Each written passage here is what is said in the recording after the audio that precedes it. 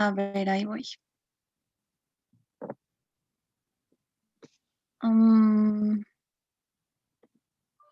Puse osteomielitis, artritis séptica, tuberculosis y sinovitis.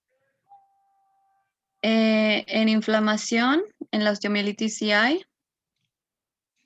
En la artritis séptica sí hay. En la tuberculosis sí hay. Y en la sinovitis encontré que hay poca inflamación. No sé si sea correcto. En la sinovitis hay poca inflamación. Ajá, fue lo que encontré. No sé si sea así. ¿Qué es la sinovitis? Ah, pues Una inflamación. inflamación de las... Inflamación de la cápsula sinovial. Pues no, la sinovitis no es una inflamación de la causa, de la cápsula. De la articulación. ¿De qué quedamos? ¿Qué genera la sinovitis? ¿Cuál es el problema en la sinovitis? Aumento de la producción de líquido sinovial. Exacto. ¿Y quién la produce? La membrana sinovial. La membrana sinovial. Entonces, que le quedamos que si la membrana sinovial llora, pues hay sinovitis, ¿no? Entonces hay una inflamación.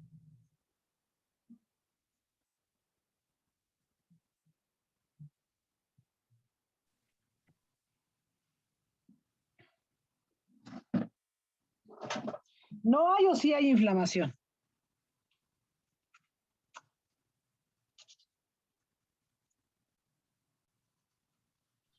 Pues sí habría, ya que es una irritación de lo que es la membrana sinovial, lo que está produciendo el exceso de líquido. Exacto, entonces sí hay inflamación y puede ser mucha, considerando que la sinovitis puede incluso hasta estar a tensión y necesidad de evacuar ese líquido sinovial de la articulación, porque si no, el paciente tiene mucho dolor por la tensión. La cápsula, acuérdense que es una cápsula, está cerrada. El líquido sinovial que se produce no tiene para dónde salir, se queda atrapado en la articulación y genera mucho dolor. Genera mucho dolor por la presión, pues no hay espacio para tanto líquido y pues se aprieta. La articulación tiene limitación de movimiento y entonces son de esas ocasiones en las que hay que hacer una artrocentesis y sacar todo ese líquido sinovial para que la articulación se pueda movilizar sin tanta molestia. Entonces, como término de inflamación, pues sí hay, ¿no? En todas. ¿Qué otra cosa?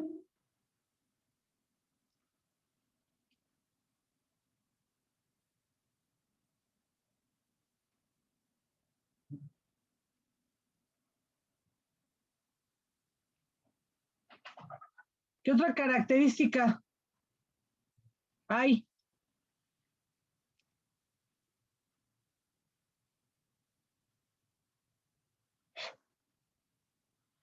Calor, enrojecimiento, fatiga.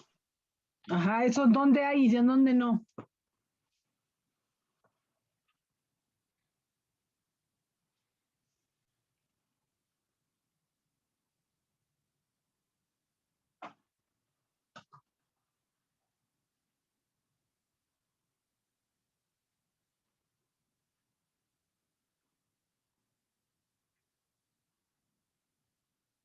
Pues en la artritis séptica es cuando se presentan pues las características que mencionó Marlene de pues el calor, el dolor y la tumefacción. En cambio en la osteomielitis pues no se va a presentar todas esas características porque no va a haber como tal una deformidad en la pues en la zona donde está afectado. De entrada, no, acuérdate que hay osteomielitis aguda y osteomielitis crónica, y la osteomielitis crónica puede durar muchos años. Puede tener un cuadro de agudización, sanar y otra vez, y así llevársela por muchísimos años. Pero cuando está aguda,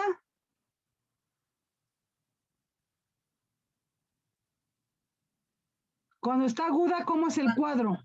Es pues pues hay fiebre y ya conjunto con los síntomas de ataque del estado general, va a haber inflamación, eritema y va a ser como muy predominante el dolor. Entonces tienes dolor, pero ¿qué quedamos con? ¿Cómo hacemos la diferenciación entre la osteomielitis y la artritis séptica, por ejemplo? Pues que la artritis, bueno, es una urgencia ortopédica y pues en este caso pues ya hay deformidad en, en la artritis séptica y en cambio en la osteomielitis no. La osteomielitis no es una urgencia. Dentro de los temas que vemos de cuáles eran las urgencias ortopédicas, no entra. Entonces, como una urgencia absoluta de ortopedia no entra la osteomielitis, aunque pueda haber cuadros de agudización, cuadros de osteomielitis aguda, ¿no?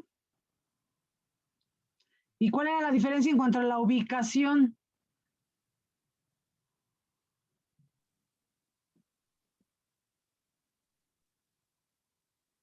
La osteomielitis es más común en los huesos largos como el fémur distal, la tibia proximal, el húmero y el radio distal.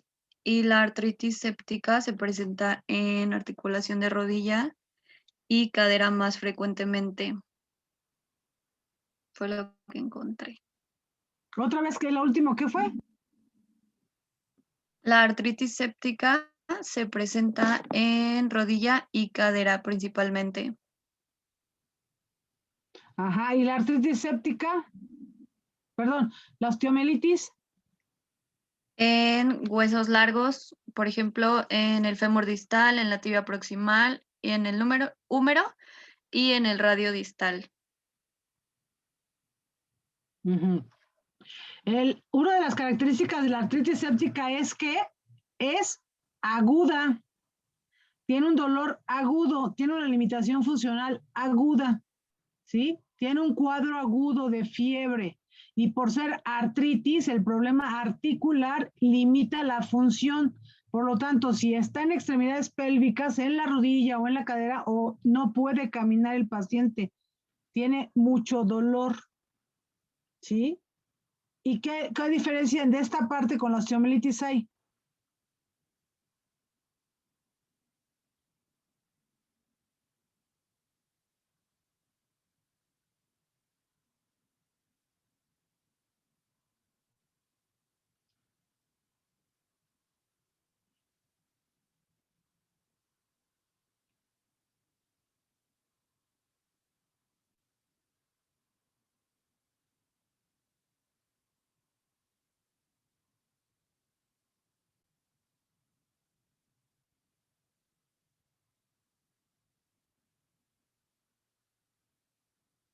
A ver.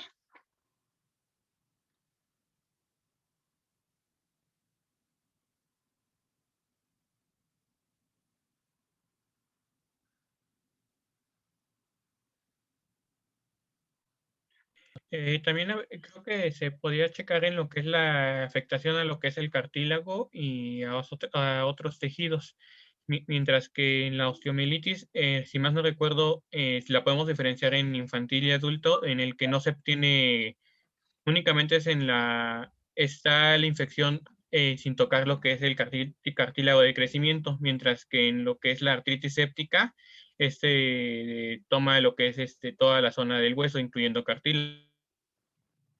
¿La artritis séptica dónde está?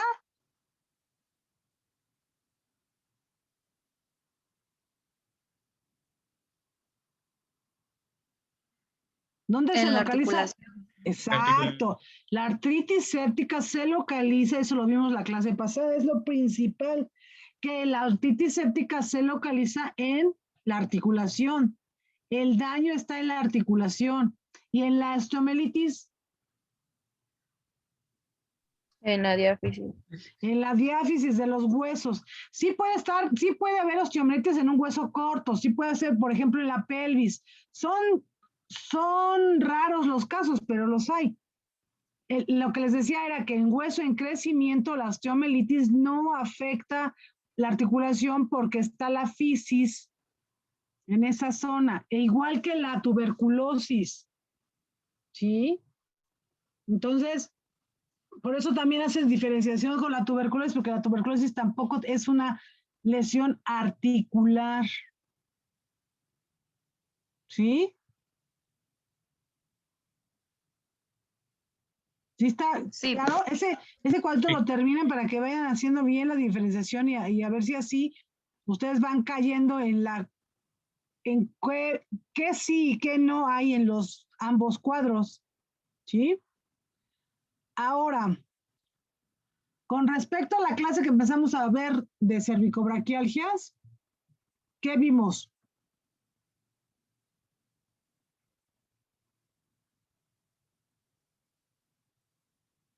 la definición de cervicobraquialgia. ¿Y qué es la cervicobraquialgia?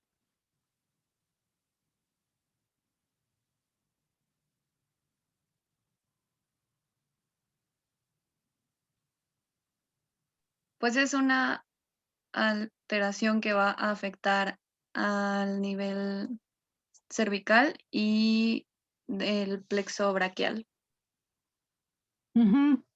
Entonces, tiene que ver con el problema, una sintomatología dolorosa del cuello, pero con involucramiento de la extremidad torácica, ya sea de un lado o de los dos.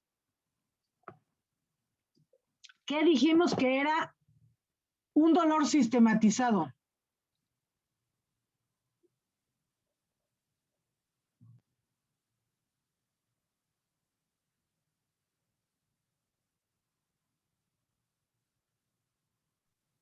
Pues sistematizado es que va a afectar a todo el plexo, no solamente a una parte de él. Que abarca las raíces, ¿no? A ver, ¿todo el plexo o algunas raíces? Algunas raíces. Y eso, ahora sí, ¿cómo es la definición?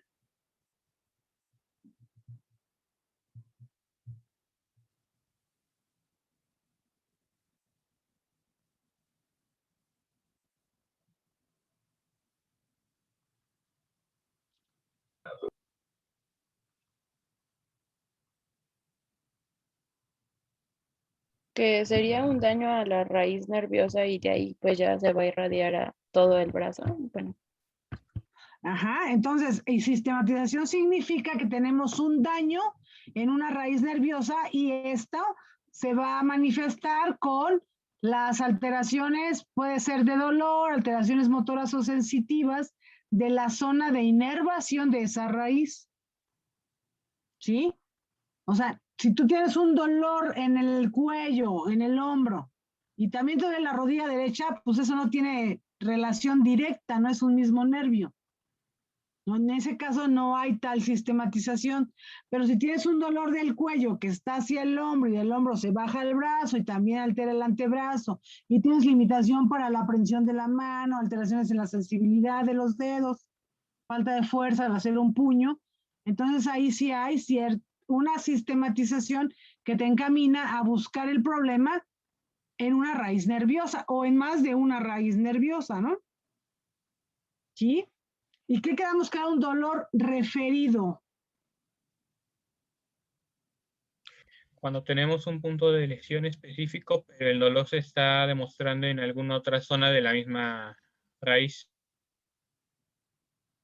¿De la misma raíz? Bueno, del mismo, de una zona diferente a donde se está mostrando el...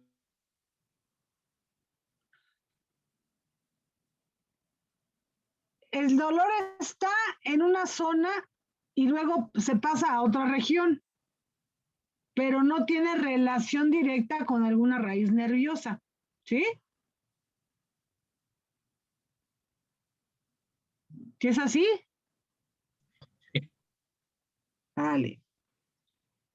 ¿Qué me dicen del plexo braquial? ¿Cómo se forma el plexo braquial?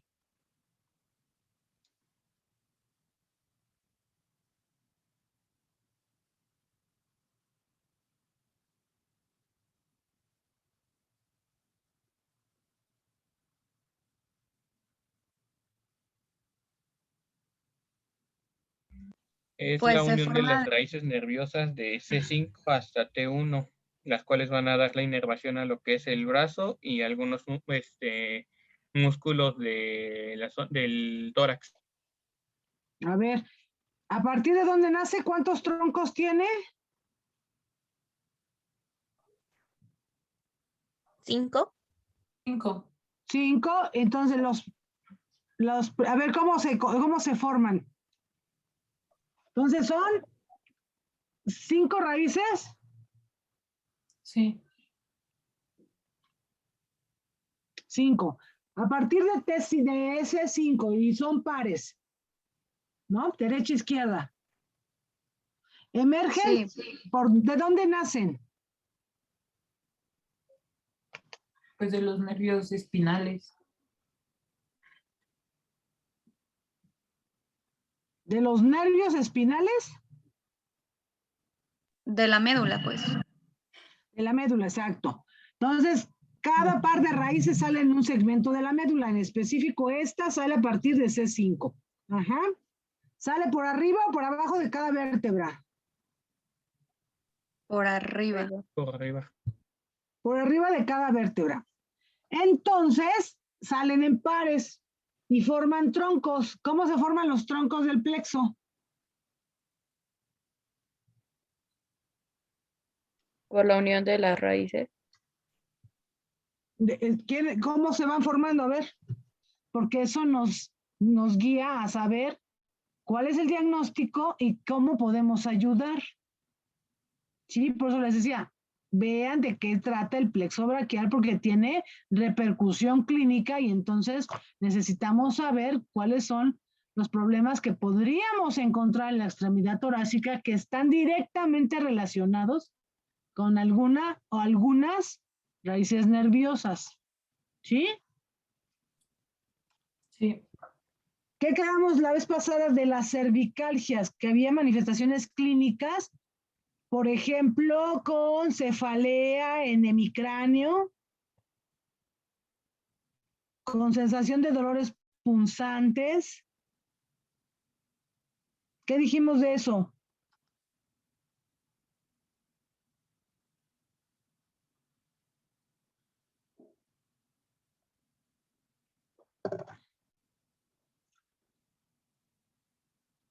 A ver, hablamos del síndrome de Arnold-Chiari. ¿Eso qué es?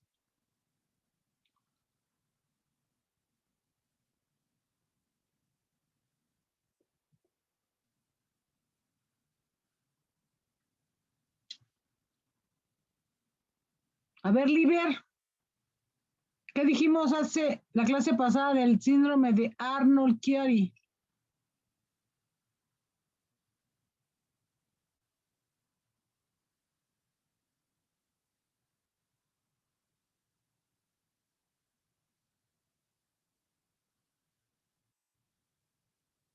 No está, a ver, ¿quién está Sí, y que aquí me estoy. diga? Habíamos platicado acerca de que pues era una ectopia de nacimiento y que era un problema muy doloroso que daba problemas para deglutir. A ver, son dos cosas diferentes. Una cosa es la neuralgia de Arnold-Chiari o síndrome de Arnold-Chiari y la otra es la enfermedad de Chiari que tiene que ver con el agujero magno, que esa es otra cosa, aunque tenga el mismo nombre. ¿De cuál me estás hablando?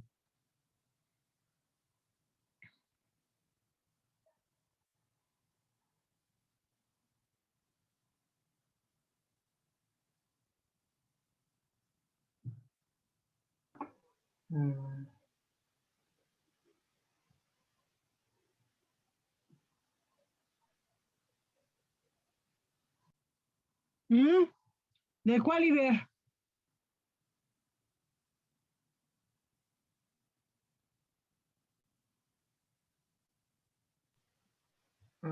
Creo que le estoy hablando de la malformación. Ah, listo, no. De esa no. De lo que vimos la clase pasada. Perdón. Entonces, lo que vimos la clase pasada sería el síndrome doloroso que afectaba los nervios occipitales mayor y menor. Ujú. ¿Qué quedamos que de Arnold Chiari dónde tienes ubicado el dolor?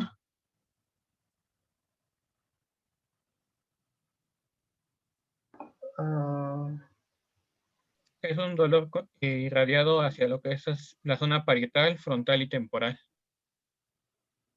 Ujú, ¿qué más? También va a ser un dolor retroocular y tiene alguna alteración de lo que es el núcleo trigémino cervical. Sí. ¿Y qué hacemos para que se quite?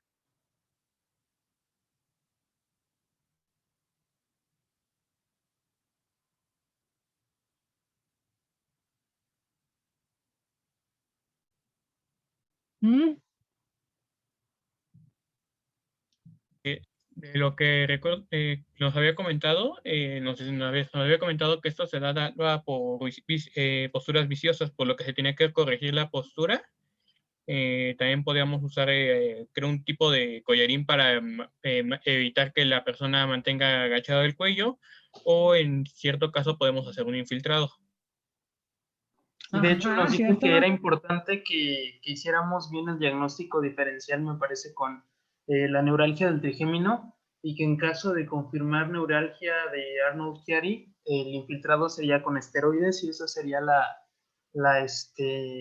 forma de abordar la forma de hacer el abordaje terapéutico habitual para neuralgia de Arnold-Chiari. Ujú, sí. ¿Y qué dijimos de la neuralgia de clúster?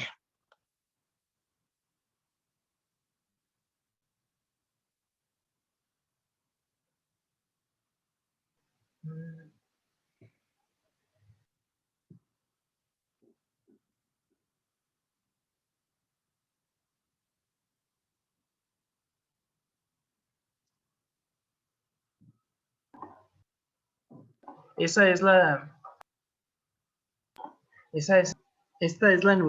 neuralgia en pedacitos. No, es la neuralgia en racimos.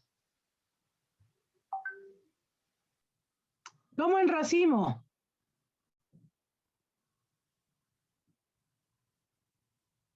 Es la neuralgia que ocurre, digamos, en periodos, digamos, en brotes. Ujú, ¿y así dijimos? No, dijo neuralgias en salvas.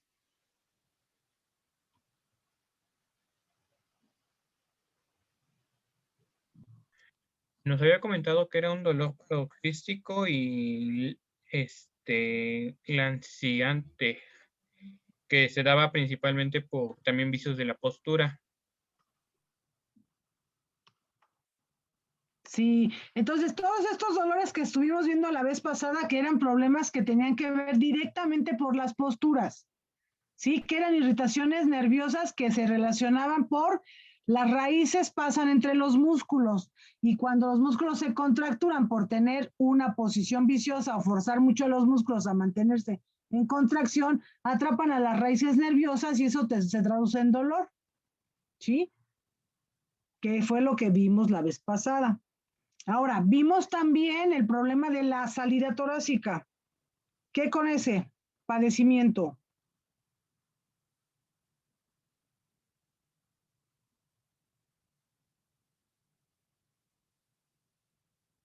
¿De cuál nos comentaba, doctor? ¿De perdón? ¿Me voy a repetir la pregunta? Síndrome de salida torácica. ¿De qué se trata? Nos comentaba que este síndrome es un atrapamiento de lo que es el plexo braquial, ya sea hacia lo que son los músculos, creo creo que era en escalenos o en el pectoral mayor, en el cual al hacer cierto movimiento íbamos a tener la compresión de los nervios, lo cual nos daría algún signo de dolor o pérdida de alguna parte de la función hasta que se regresara a la posición donde no se presionan esos nervios. Ujú. Y quedamos que cuáles son cuáles creen que sean, porque no lo vimos, cuáles son las manifestaciones clínicas en caso de un síndrome de salida torácico. Parestesias, ¿En dónde? en el brazo, No, pues sí.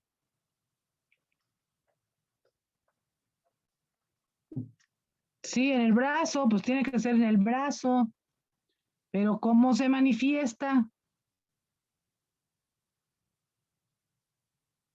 fue el ejercicio que hicimos, bueno, la maniobra que hicimos que se Ujú. manifestaba en la mano.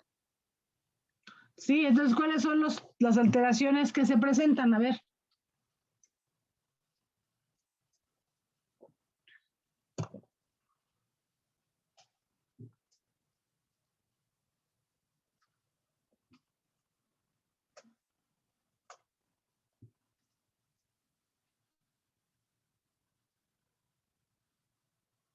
Puede haber palidez y, bueno, cianosis en las manos. ¿Puede? Sí, puede. ¿Por qué? Por la compresión y pues es que hay compromiso vascular, entonces no va a haber la adecuada perfusión a estas zonas. Ujú. Sí, entonces sí puede haber problemas de compresión también vascular y del plexo braquial. Sí, porque justamente en la zona que le llaman desfiladero, pues baja todo el plexo, baja las 5 raíces y luego ya forman los troncos primarios y justamente en esa zona es donde se empieza a comprimir en la bajada en el cuello y luego en el hombro y luego junto a la coracoides y empieza a tener problemas. Entonces, quedamos que sí hay problemas vasculares, pero ¿qué con los problemas sensitivos y motores? Para los problemas motores, tenemos que al momento de levantar el brazo, conforme se va presionando la raíz nerviosa, se va perdiendo tono fuerza muscular debido a que ya no hay una buena conexión hacia el impulso nervioso que haría el movimiento de agarre. También al momento de levantarla y hacer la maniobra que nos dijo, se sentiría una sensación de adormecimiento en la extremidad, lo cual disminuiría o se eliminaría por completo al momento de regresar a la extremidad a un punto donde no hay compresión. Uh-huh. ¿Y las manifestaciones clínicas? Puede referir dolor con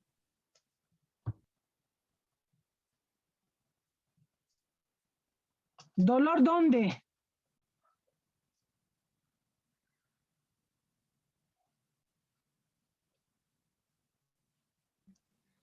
Podemos tener pérdida de pulso o pulso débil en el brazo y pérdida del pulso al momento de mover la extremidad.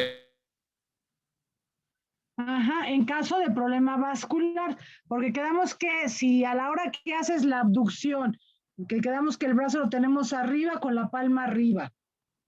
Si nosotros cuando ponemos esa posición, el paciente empieza o pierde el pulso, quedamos que eso indica que hay una compresión vascular. Y al bajar el brazo se recupera el pulso y se quitan las sensaciones de hormigueo. Eso en cuanto al vaso, ¿sí? ¿Y qué en cuanto a los músculos y la sensibilidad?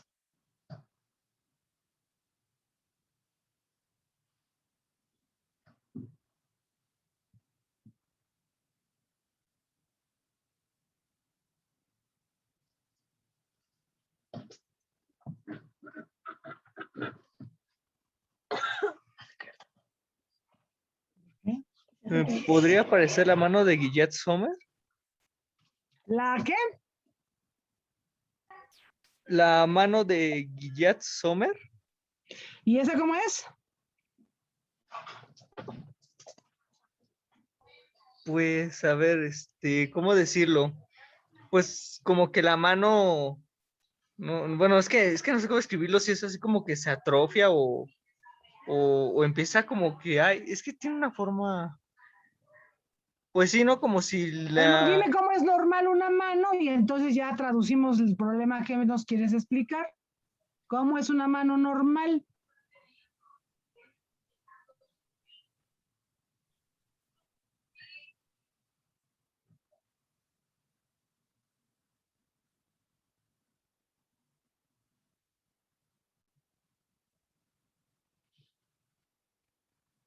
A ver.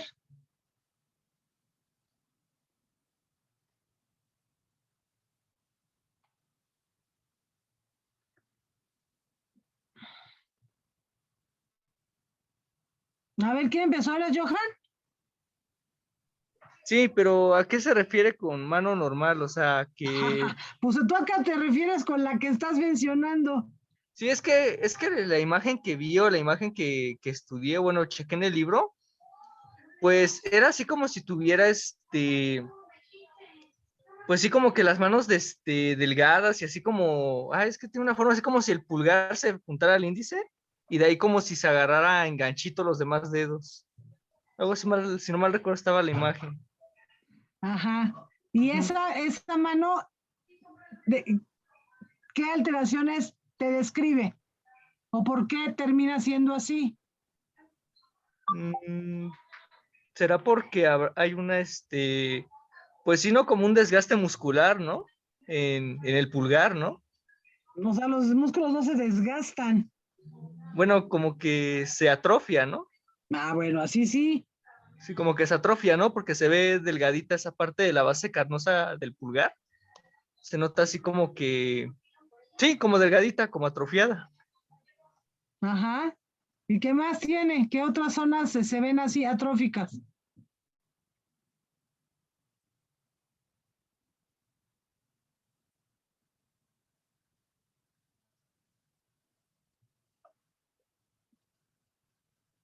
Pues también del dedo índice, en su base, se nota también como que un poquito atrófico. Ujú. ¿Sí están comprendiendo lo que Johan dice? O mejor les muestro la imagen. Bueno, nos vas a mostrar la imagen y van a tener 15 minutos para decirme cuáles son los músculos que están alterados y te dan esa imagen. ¿Por qué? Porque la atrofia de la mano sí tiene que ver con los problemas de compresión radicular, pero tienen que ver con ciertos nervios, no con todos. Entonces, a ver la imagen. Voy. Deme permiso de compartir pantalla, por favor. Ujú. Y una mano Doctora, atrófica, a ver. ¿Sí? bueno, ahorita que mencionó Johan de lo de la mano de Guillat, bueno, lo leí un poco que lo mencionaban, porque decían que había como dos patrones que se podían generar dependiendo, pues, las raíces nerviosas involucradas. Eso se debe a que pueda generar esta mano dependiendo si como hay dos patrones, que uno de los patrones lo genere, porque no solo afecta a un nervio, sino a varios. Exacto. A ver, ahí creo que está la imagen, no sé si pueden verla. Sí, ¿solo tienes esa de frente? A ver, déjame aquí, tengo otras más.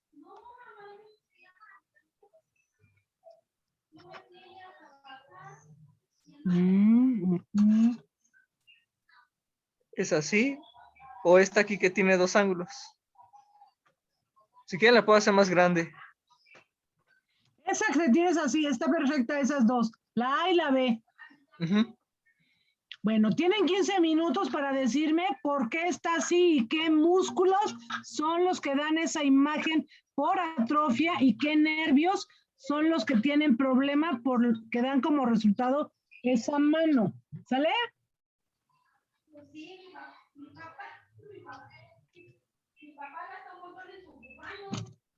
15 minutos, creo. Son 7:30, cuarto para las 8, ¿eh? Sí, doctora. Sí. Y mientras me como mi postre. Provechito, maestra.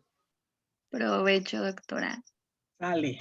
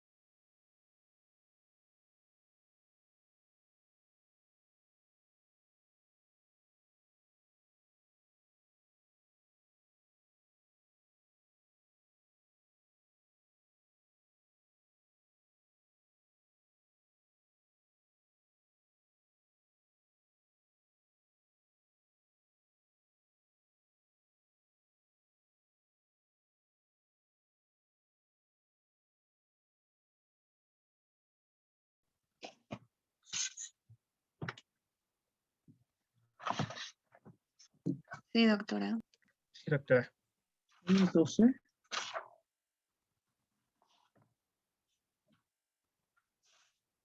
A ver, pues, ¿quién me dice?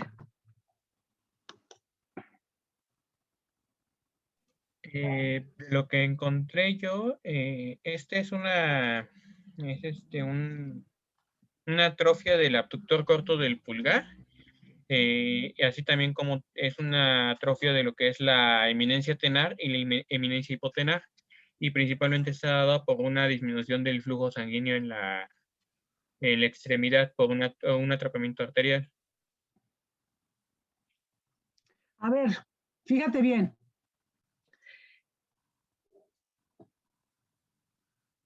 ¿En cuánto tiempo crees que ocurrió lo que ves en la mano de la foto B?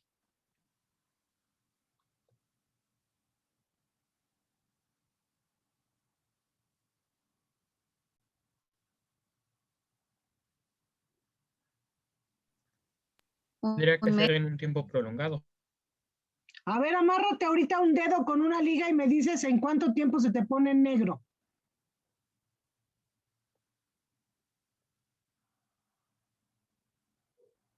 ¿Crees que sea un problema vascular?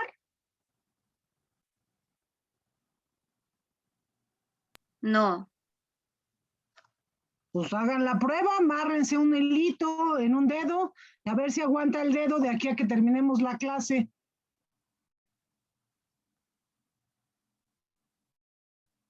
Entonces no es un problema vascular, no es una isquemia, porque la isquemia genera necrosis y una arteria para que te dé necrosis por isquemia, 3 días y ya está negro la mano.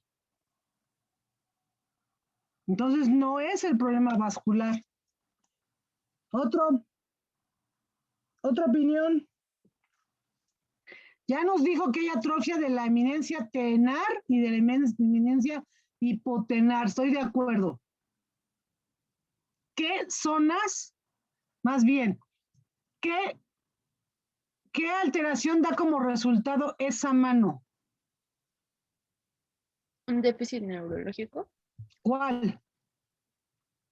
Bueno, es que dentro de lo que había leído ya enfocado en esto, de que, por ejemplo, que de la afectación de los nervios, por ejemplo, que vengan de C5, C6 y C7, por los ramos que van a dar, pues va a dar como 2 presentaciones, que una es la clásica y en este caso puede haber pues este déficit neurológico causando esta atrofia muscular.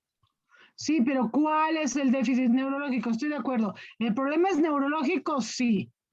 ¿Qué nervios están involucrados en la alteración del trofismo de la musculatura tenar y hipotenar de la mano? Pues ramos del nervio mediano. ¿Para qué zona?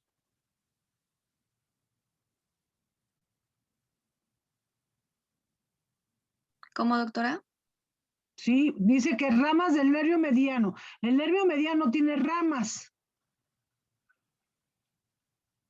Es un solo nervio. Es sensitivo y motor. Entonces, ¿a qué nivel está el problema?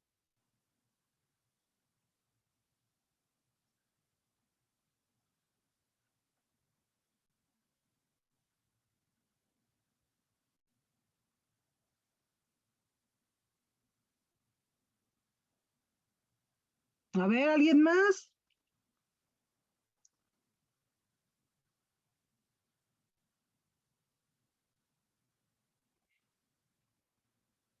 El nervio mediano, ¿qué zonas inerva de la mano?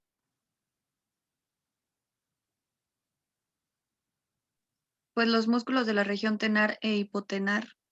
También los hipotenares.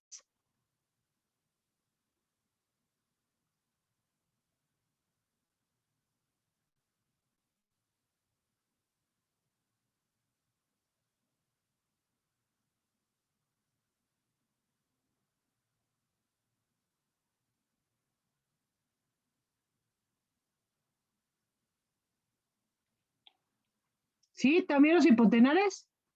¿O solo los tenares? Solo los tenares, a la eminencia hipotenar la inerva el nervio cubital.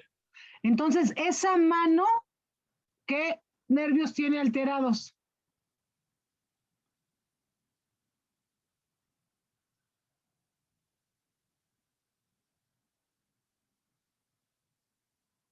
Esa, el nervio radial.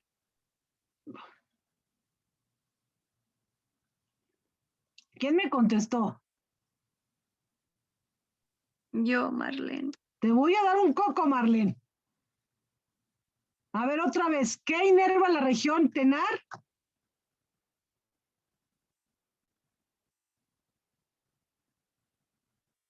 El El mediano. ¿Qué nervio? nervio mediano. Mediano. Exacto, el nervio mediano. ¿Qué inerva la región hipotenar? El nervio cubital. El cubital. ¿Qué hay en la mano de la imagen B?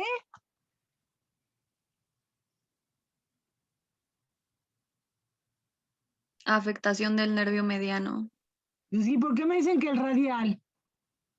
Es que me confundí porque estaba viendo la mano en pronación. Yo la que estaba viendo de mi imagen. Pues tampoco. Ahora, ¿ya quedó clara esa parte? ¿Seguro? Sí. Bueno, ahora en la imagen A, ¿qué se le ve a la mano derecha? Porque son ambas manos del mismo paciente. ¿Qué ven en la mano derecha?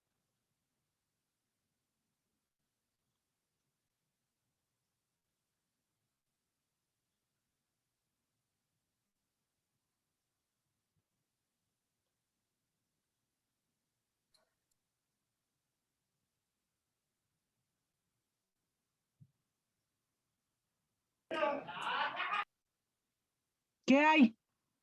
Tiene las dos ahí para comparar, ¿eh?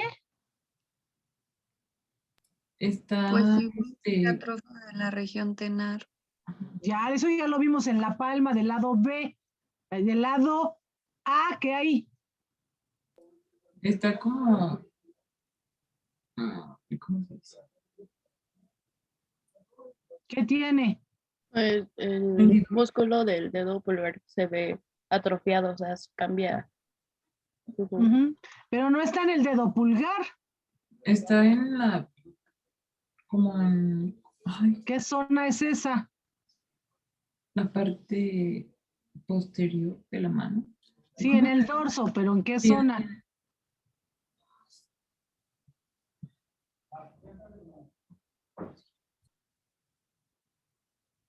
¿Qué zona es esa?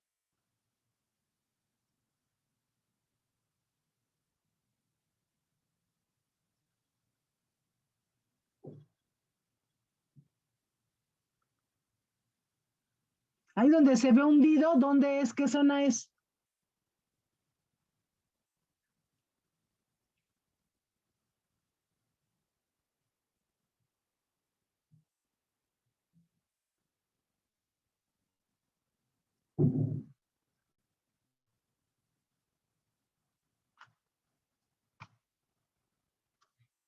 ¿Es A por ver, la tabaquera chicos. anatómica?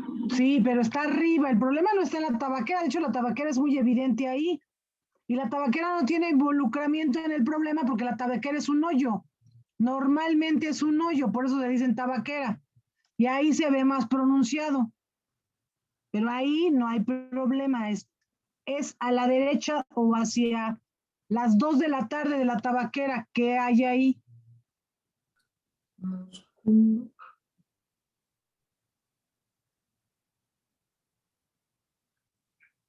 ¿Qué zona es esa?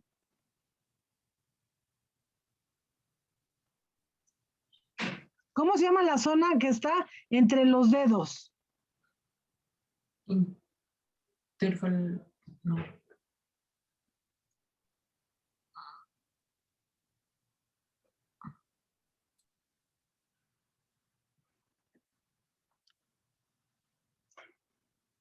A ver, la zona que está entre los dedos, ¿cómo se llama? ¿O el espacio? Interdigital. ¿Interdactilar? Exacto, se llama interdigital entre los dedos. Y si es entre los metacarpianos, ¿cómo se llama? Intermetacarpia. Pues sí, y no es esa la zona intermetacarpal entre el primero y el segundo metacarpiano. Sí. Exacto. ¿Y qué tiene? Músculo. Tiene, exacto. ¿Cuáles? El aductor. No. Sí, el aductor de la mano. No, espera. Los aductores de la mano, ¿cómo se llaman en la mano?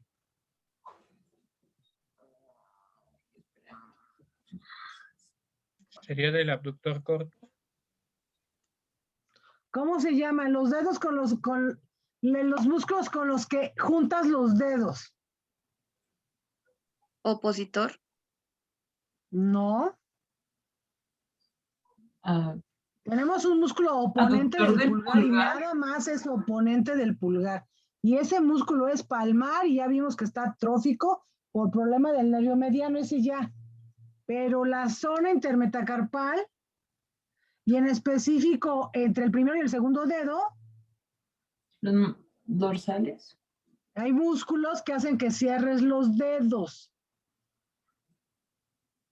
El No que interóseo. hagas un puño, sino que cierres los dedos.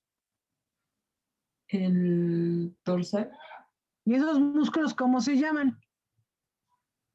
Los interóseos.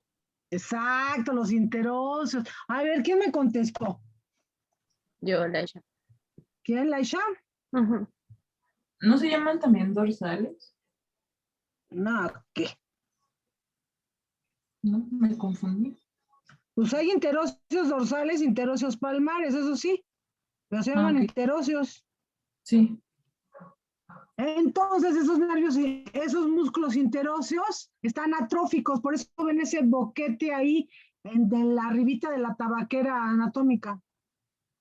Por eso se ve así hundido, porque hay una hipotrofia severa de los músculos interóseos. Por la imagen no alcanzamos a ver el dorso de la mano completa, pero se vería igual de hundido entre cada metacarpiano. Y eso es por atrofia, y eso es por un problema de nervio que, ahora, por eso les digo, ¿qué nervio? Ya vimos los músculos que están alterados. Ahora, ya vimos los nervios, en específico los interóseos, los dorsales y palmares están inervados ¿por quién?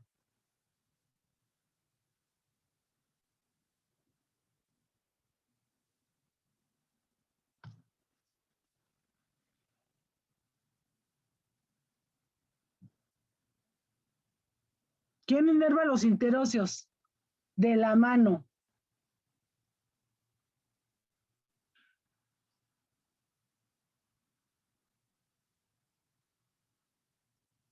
¿El nervio cubital? Exacto, el nervio cubital, ¿sale?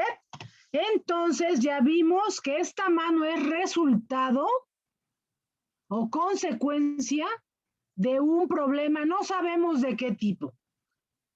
No sabemos ahorita de qué tipo, qué pasó, pero lo que sí sabemos es que el resultado de un problema del nervio mediano y del nervio cubital genera crónicamente, eso no pasa en un mes ni en 2 meses, eso pasa en unos 3, 4 años. Genera esa mano atrófica es resultado de un problema de los nervios distales del plexo braquial, ¿sí?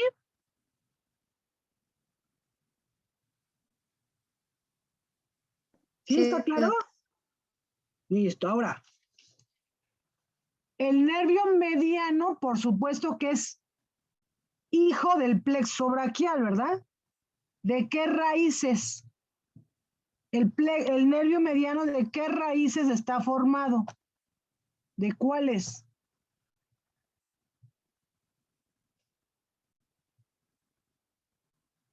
¿De C5, C6, C7, T1, C8, cuál? E igualmente, la pregunta es para el nervio cubital. El nervio mediano es la unión de lo que es el fascículo lateral y el fascículo medial, los cuales tienen las raíces de C5, C6, C8 y T1. No es solamente Entonces, del anterior.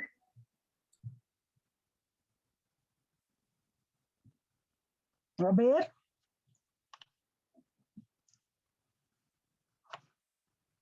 ¿Es de C5?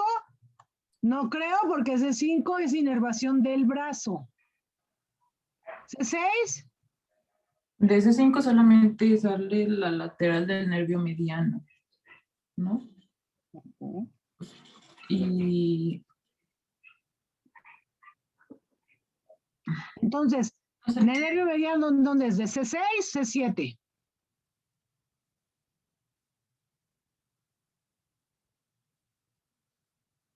¿O C8?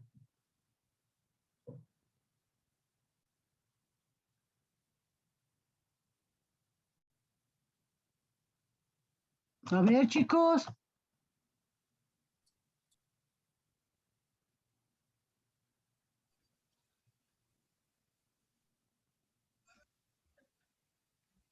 Sería de C6 hasta T1. ¿Todo eso es el nervio mediano? Las fibras nerviosas que lo componen, sí, porque está unido con lo que es las ramas del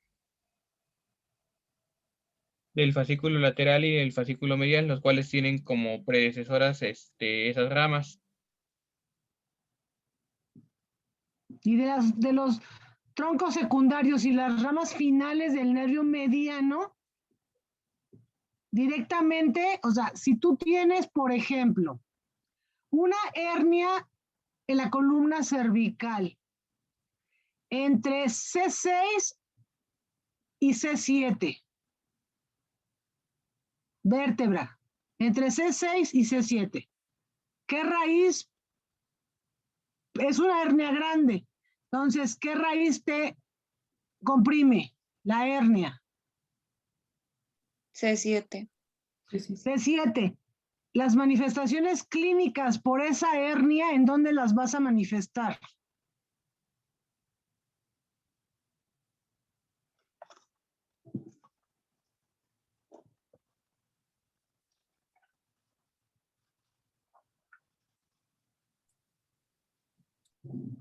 en los brazos.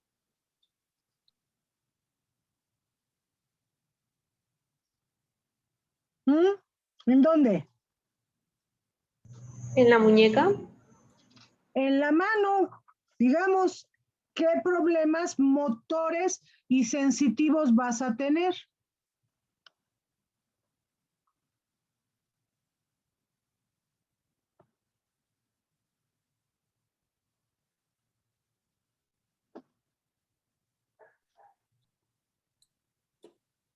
Pues adormecimiento y problemas para pronar o doblar mano. ¿Qué movimientos? Ahí ya está el resultado de la atrofia crónica. Del problema crónico de un nervio te genera esa atrofia. Entonces, ¿Cuál es la alimentación funcional?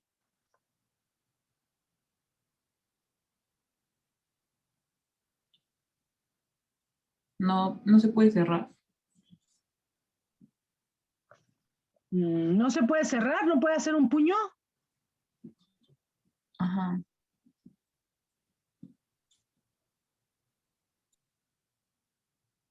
Entonces, ¿tiene que ver con el mediano o no?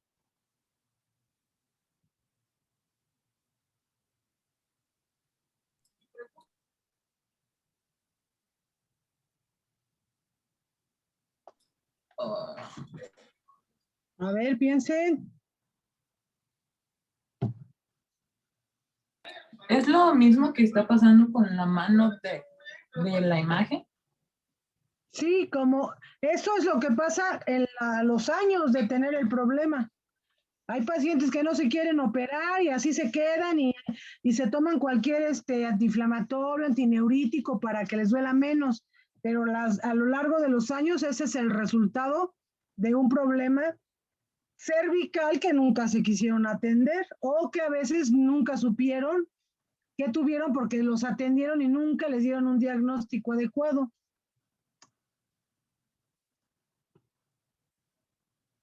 ¿Sí? Entonces, nosotros debemos saber qué inervación existe. Eso ya se los voy a dejar de tarea. ¿Qué inervación existe para tener esos resultados clínicos? Porque ustedes van a encontrar pacientes que le van a decir, fíjese que se me hormiguea la mano, pues tienes que saber qué zona de la mano se hormiguea y qué limitaciones funcionales tiene. Pero para que te sirva esa información, pues necesitas saber qué nervios inervan qué región para que tú traduzcas las manifestaciones clínicas en un diagnóstico. Y ya con ese diagnóstico, pues puedas ofrecer un tratamiento. Pero si el paciente te describe su problema, tú le haces la exploración y no concluyes nada porque no te sabes la anatomía de la región en cuanto a la sensibilidad y la motricidad y qué músculos se ven afectados, pues no le vas a poder ayudar al paciente. ¿No? Entonces necesitamos saber si nosotros tenemos el problema en la columna, cómo repercute en la extremidad torácica, qué raíces. Y si tenemos un problema específico del nervio, qué nervio es el alterado para poder saber qué le puedo ofrecer. Porque generalmente las alteraciones neurológicas o sensitivo-motoras de la mano, que es lo más frecuente que se ve, tiene que ver con la actividad laboral de los pacientes. No siempre tiene que ver con la columna cervical, pero tenemos que darle un diagnóstico clínico para ver qué se le va a poder ofrecer, porque muchos problemas son por compresión y la tarea o el tratamiento es descomprimir la zona que está apachurrando el nervio y no lo deja nutrirse y por eso genera alteraciones sensitivas y motoras. Y se lo podemos corregir, se puede operar y les va bien, pero necesitamos saber pues qué es lo que tiene. Y la única manera de saberlo pues es que se van a poner a estudiar qué zonas del plexo braquial son inervadas para cada movimiento y cada músculo y entonces sí lo van a poder traducir a la clínica. Porque el paciente les llega con esa mano y ¿qué le van a decir?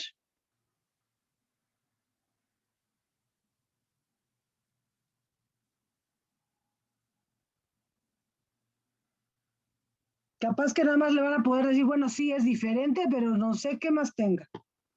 La veo delgada. ¿Sale? Entonces vamos a hacer un paréntesis en esta parte, eso lo van a estudiar bien para el martes y vamos a seguirle con lo que estábamos viendo la otra vez, en la clase pasada. Déjame nada más, abro para compartírsela, ¿sale? Sí. Espérame.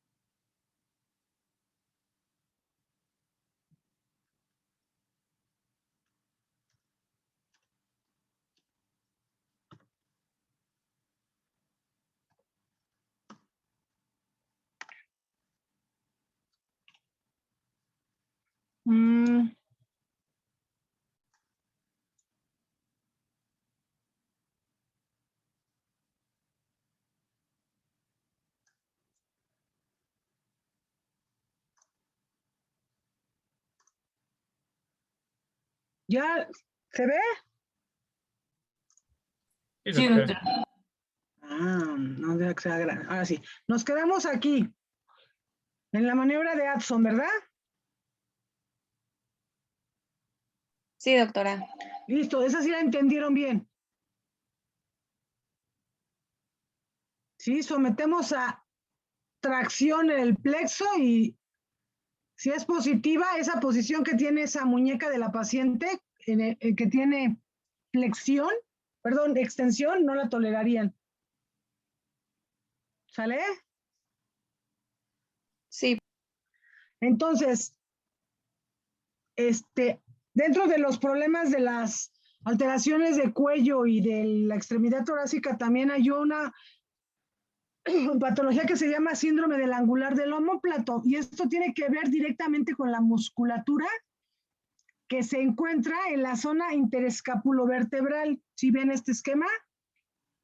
El dolor generalmente lo localizamos entre la escápula, que se está, y la columna, ¿sí? Aquí lo que vemos es estos músculos cervicales posteriores y esto es el trapecio, ¿sí? Aquí tenemos un plano muscular que no está. ¿Sí se fijan cómo están las fascias? Aquí nos falta todavía una capa muscular que se va toda la parte superficial del trapecio y el dorsal ancho que no se ve aquí. Entonces, el músculo profundo por debajo del trapecio es el angular del omóplato y está clínicamente, lo localizas en la zona interescapulovertebral, ¿sí? En este esquema, esa escápula está, como le dicen, escápula alada, como que está muy verticalizada, ¿no? Bueno, pues el dolor lo localizarían aquí en esta mujer. En este del lado derecho arriba lo localizarían aquí. Y en este que ya está boca abajo, igual. Es un dolor muy intenso, es un dolor exacto, es en una sola zona, no te duele la espalda completa, no te duele el brazo completo, sino solamente es un punto doloroso ahí que los pacientes refieren, se intensifica o inicia cuando están haciendo trabajo de oficina, como estar sentados frente a una computadora, cuando son costureras y están sentadas frente a su máquina de coser, o cuando hacen trabajos manuales y están sentados todo el tiempo. Entonces eso genera que el tronco se flexiona, se empiezan a agachar y eso genera, acuérdense que la musculatura dorsal tiene que sostener la cabeza. Y eso hace que moleste. Denme un segundo, dejen contesto. Bueno. Hola, ¿qué hay?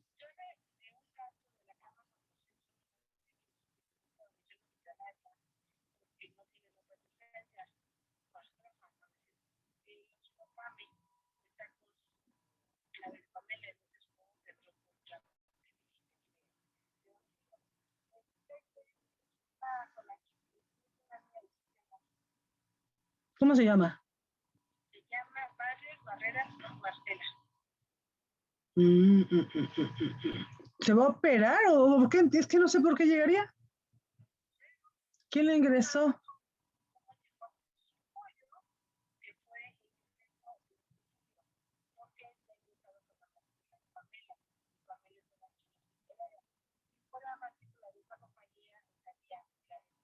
Claro. Oye, Chayitos, me dan favor de investigar qué pasó, porque yo me salí a las 5 de la tarde y yo no tenía... Sí, pero a mí Pamela no me dijo que iba a ingresar a nadie. La única que yo tenía que querían ingresar y que al final di de alta para operarle el miércoles se llama Nelly y no tiene 15, tiene 28. Sí, pero no sé quién porque ni siquiera le tocaría estar con nosotros. Ahora espérame.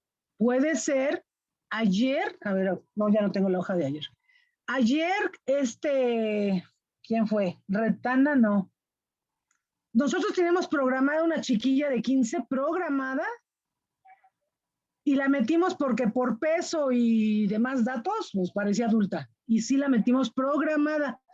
Nada más fíjate si no salió del quirófano, porque seguramente sí. Es un ingreso de quirófano y fue operada ayer. Porque sí, es que no me traje mi programación de ayer, nomás traigo la de hoy. Pero seguro se operó ayer.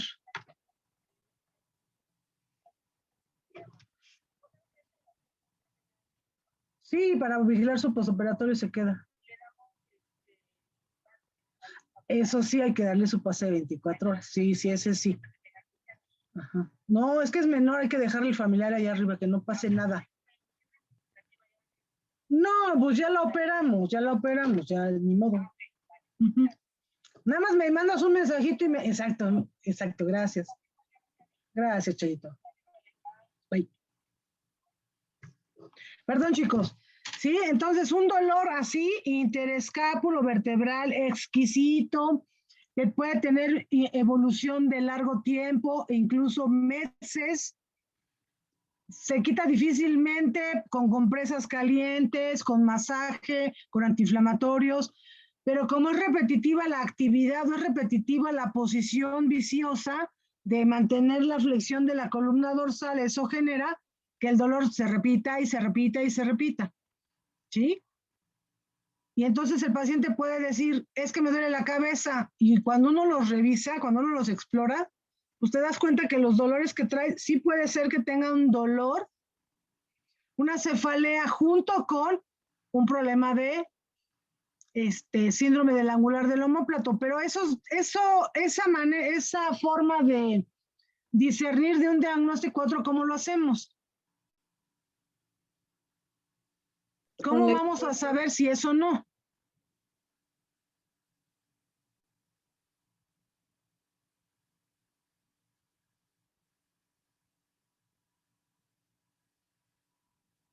A ver.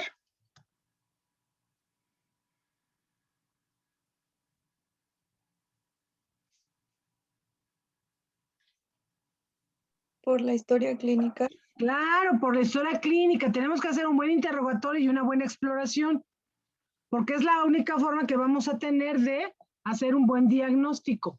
Hay que revisar a los pacientes. ¿Vale? Entonces, angular del omóplato.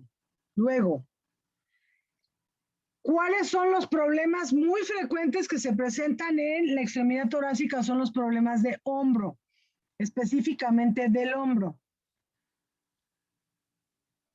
¿Se acuerdan ustedes o lo han visto o qué articulaciones forman el hombro?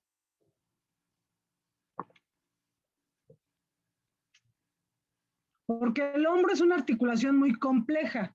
El hombro como tal tiene varias articulaciones.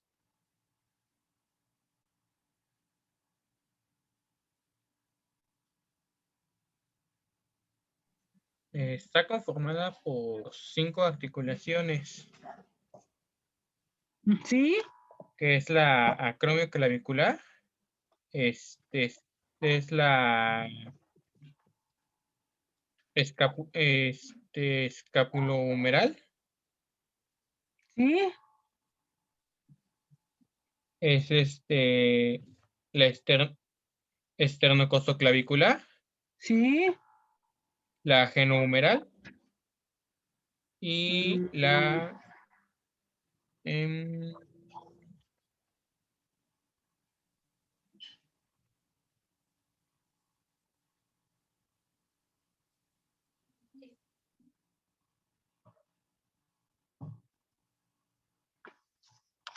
Falta una.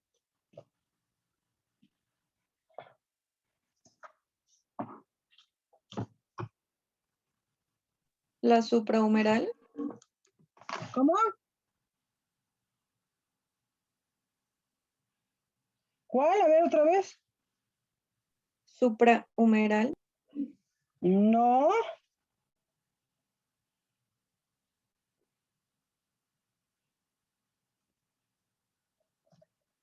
Se describen 5, 3 reales y 2 falsas. Nos falta una falsa. La subdeltoidea. No, esa es una, es que te la iba a corregir porque dijiste un nombre, no, bueno, a menos que yo pensé que era esa. Una que dijiste, la tercera que dijiste, ¿cuál fue? La glenohumeral, la Esa es una, esternocostoclavicular, esa es otra, la cromioclavicular, esas son las 3 verdaderas. Luego, las 2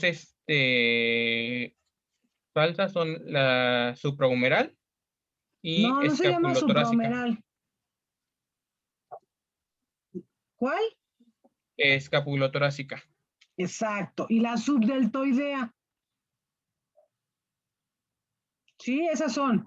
Entonces, cuando nosotros estudiamos el hombro, pues nos damos cuenta que puede dolerle muchas cosas, ¿no?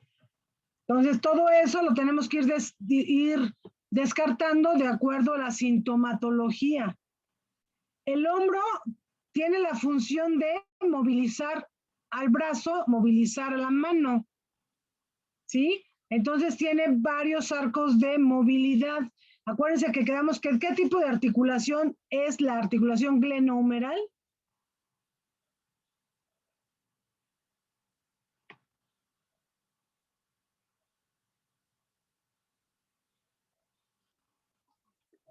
Esferoidea, ¿no? ¿Es una qué?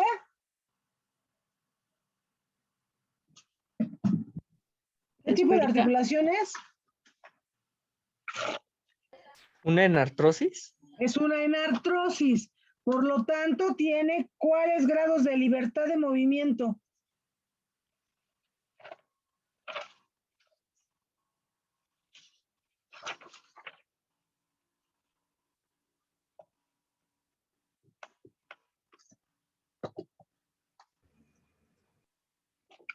¿Qué movimientos tiene el hombro?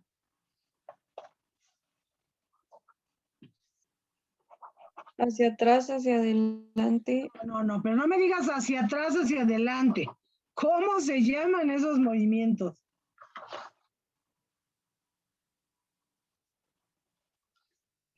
Pues flexión, extensión, abducción, aducción. Listo. ¿Para dónde es la flexión? Llevando el brazo hacia adelante. ¿Cómo?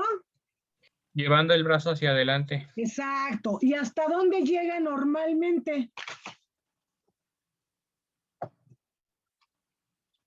De la posición anatómica de reposo que tenemos con los brazos a los costados, con las palmas hacia adelante, ¿no? Según nuestro modelo anatómico.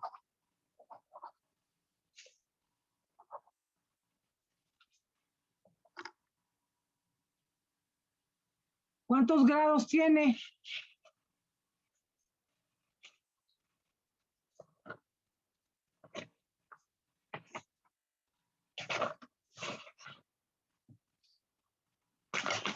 Desde la posición a un lado del tronco hasta que lo elevas lo máximo, ¿cuántos grados son? Un poco más de 180 grados. No, pues son 180 porque no da más, es la mitad de un círculo. Más bien. Sí, entonces, la flexión del hombro es de 0 a 180. ¿Qué otro movimiento tiene? Aducción y abducción. Exacto. ¿Y cuántos grados tiene, por ejemplo, en la abducción?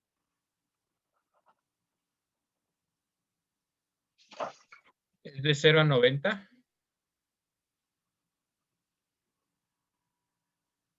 De 0 a 90, 90 es apenas cuando te decían en la primaria, brazos laterales. Ahí son 90, ¿no? 180, ¿no? 180. 180 también.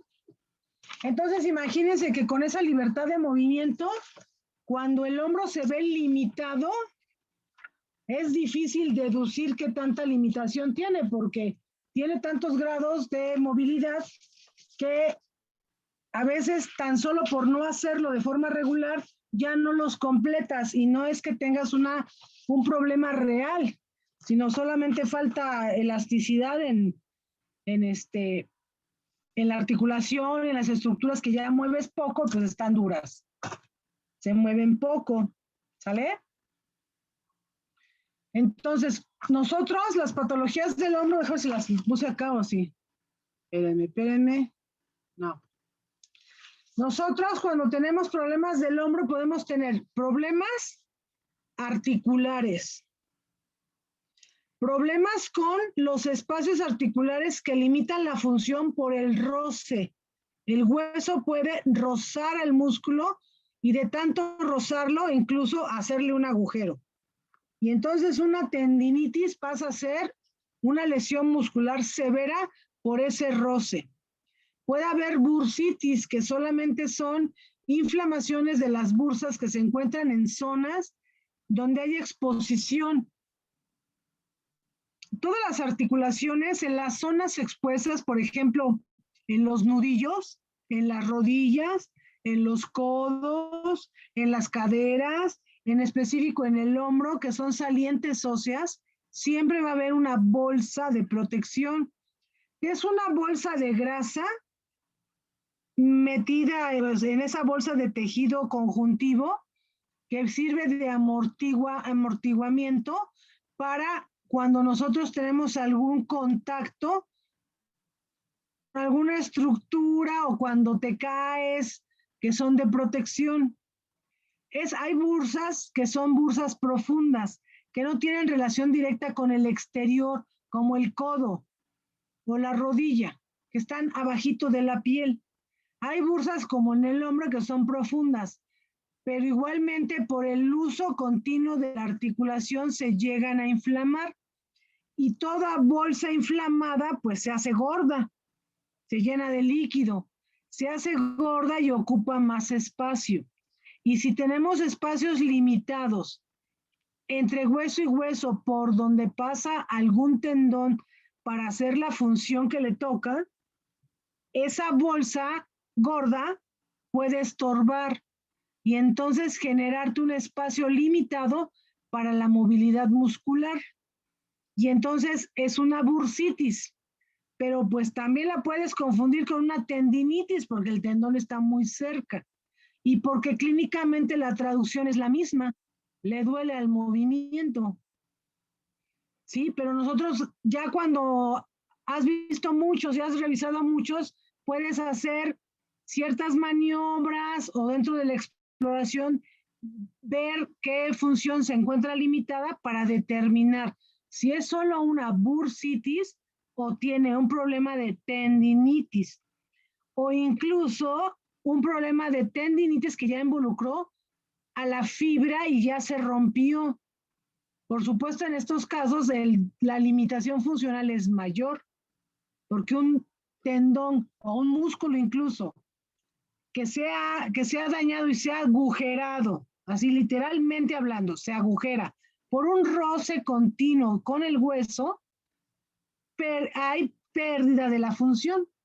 El brazo ya no sube, el brazo ya no rota, ya no se pueden lavar los dientes, ya no se pueden peinar, porque ya no sube.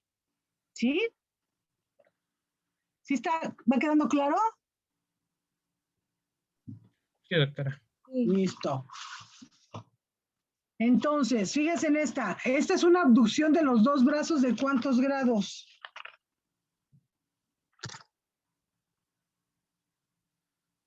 ¿90? De 90. ¿Y sí podría subirlos hasta arriba?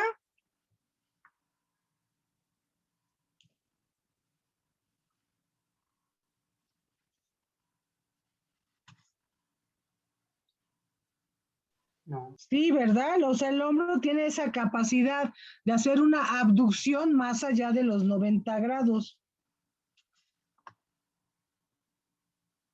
¿Sí? Sí. Bueno, entonces, nosotros cuando hacemos la exploración del hombro, lo que debemos buscar es que complete los grados normales de movilidad. Por lo tanto, debemos saber cuántos grados tiene normalmente para nosotros valorar la limitación. Entonces, de flexión el hombro tiene 180.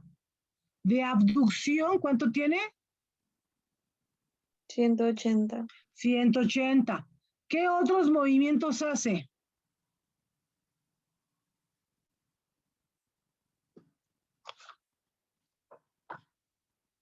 Rotación. Rotaciones. Rotación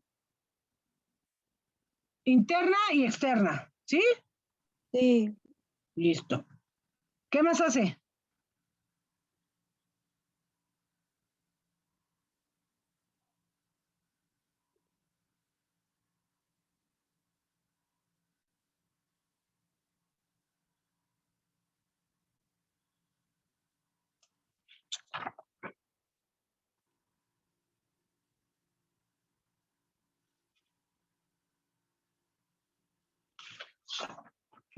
¿Tiene extensión o no tiene extensión? Sí, ¿Y cómo es la extensión? es el movimiento hacia atrás del brazo. Está perfecto. ¿Y cuánta extensión en grados? ¿Cuánto tendrá? Ahí sí es menos. Sí, ahí sí no puede ser 180. ¿Cuánto ¿Cómo? es? ¿Como 45 grados? La mitad, exacto. Puede haber cierta trampa si el paciente se agacha, ¿no? Podría pensarse que da más grados si se agachan, pero si mantienen la vertical del tronco y solamente movilizan el hombro, entonces sí les da 45, 50 grados de extensión. ¿Sí? Y también tiene aducción, ¿cierto? Sí, Pero, ¿cómo mides la aducción?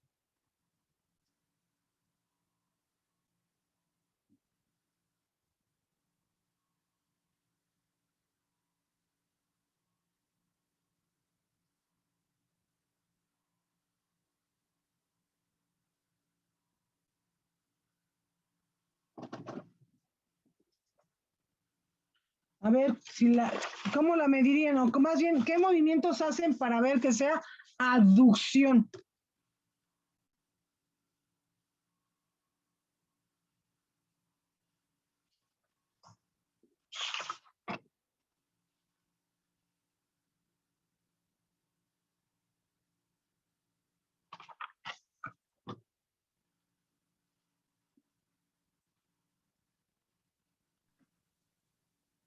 Sería el momento de regresar el brazo hacia la parte medial. Sí, pero si sí tiene aducción, ¿cómo le haces? Porque llegaría a la posición de inicio, pero ahí no está en aducción.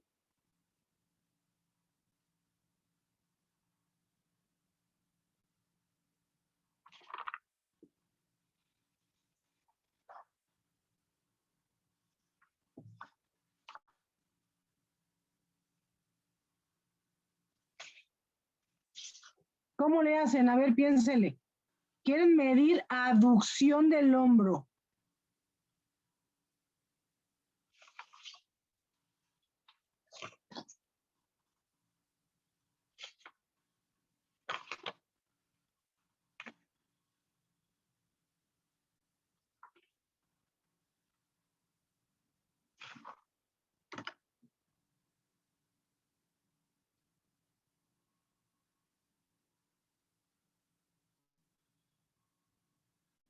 Pues no sé, pasando la mano por enfrente. Exacto. Puedes medir la aducción o la extensión. La aducción tendrás que hacer flexión del hombro y luego la aducción, ¿no? Te estorba el tronco. Y para hacer la aducción hacia atrás también tendrías que hacer el brazo hacia atrás y luego hacia la línea media, porque te estorba el tronco. Y entonces así como determinamos las limitaciones de la aducción, podemos hacer aducción con flexión y aducción con extensión. Porque sin esos dos movimientos anexos, pues no se puede, te estorba el tronco. ¿Sí? Sí. Entonces, espérenme, voy a hacer esa placa. Esta radiografía que se ve aquí al lado izquierdo tiene un problema. Fíjense cómo está la cabeza. ¿Está redonda?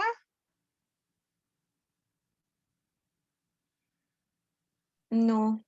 Es más No está irregular. redonda. Fíjense cómo tiene aquí esa imagen negra. Fíjense cómo tiene aquí como si tuviera círculos, ¿sí?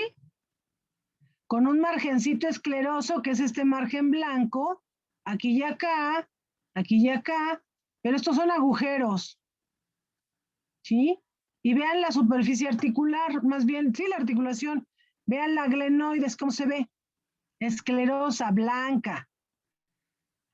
Aquí la zona de la cabeza, pues no se ve redonda, y la distancia está prácticamente pegado, ¿sí?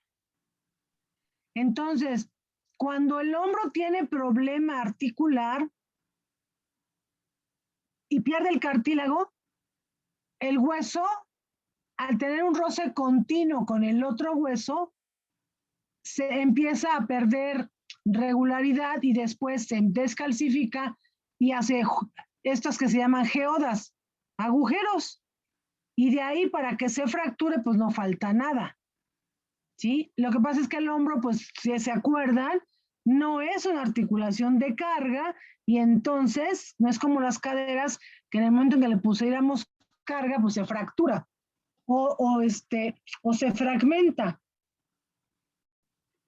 No pasa eso porque es una articulación que no carga. ¿Sí?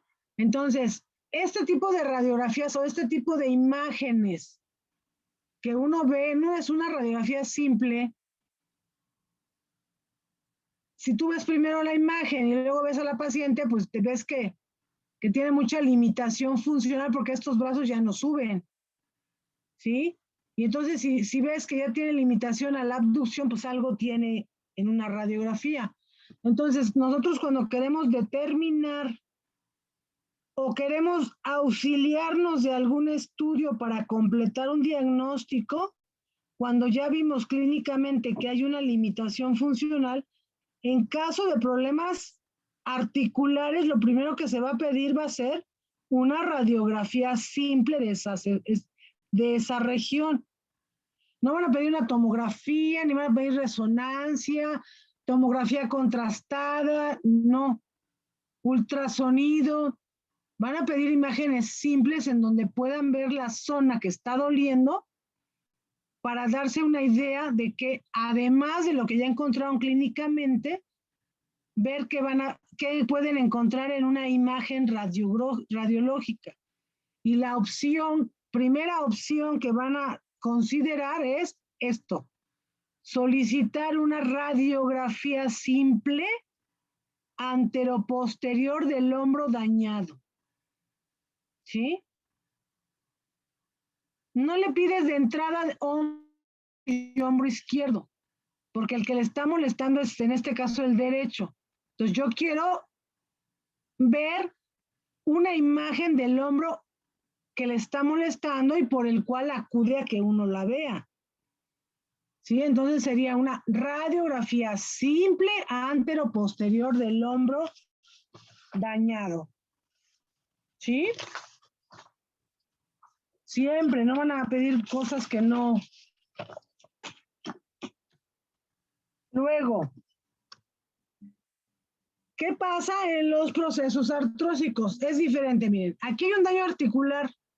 Este daño articular que tiene la paciente es un daño es una paciente, en realidad, o sea, la verdad de esa placa es una paciente con hemofilia que tiene cuadros de hemartrosis. La sangre que se libera y que se asienta en la articulación genera este daño. A la vuelta de los años, ese es el resultado de los sangrados continuos en los pacientes con hemofilia. Terminan con sus articulaciones dañadas, ¿sí? En este caso, el problema es una artrosis. Hay datos finos con los cuales uno sabe distinguir de uno a otro, pero la realidad es que en ambos hombros está perdida la armonía articular y perdida la esfericidad de la cabeza.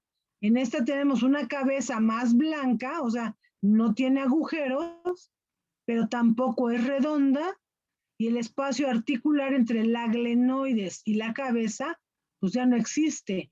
Y tenemos además un margen blanco aquí y un margen blanco acá, que es eso, ¿qué les dije que es? ¿Qué les dije que es ese margen blanco?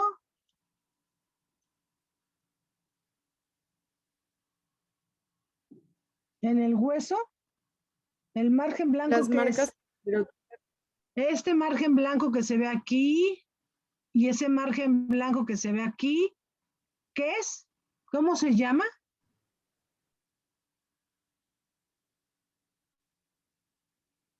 Que se los dije aquí, miren este margen, vean este margen y vean este. ¿Qué les dije que es? un marco esclerótico. Exacto. Esto es un hueso escleroso.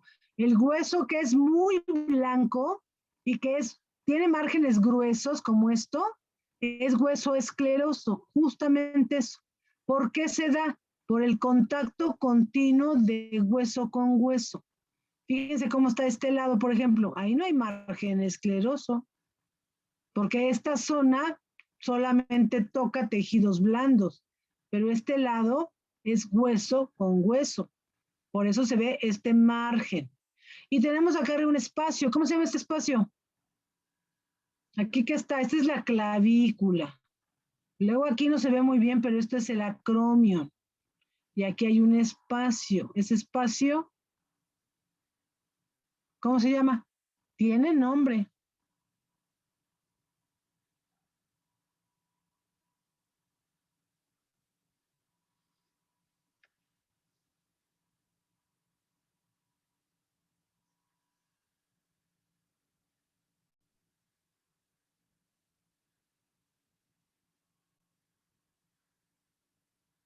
¿Cómo se llama?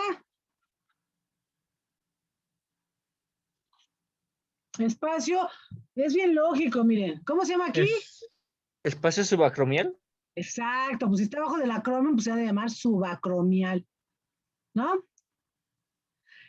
Este espacio subacromial es importante porque aquí pasa para hacer su trabajo en la abducción.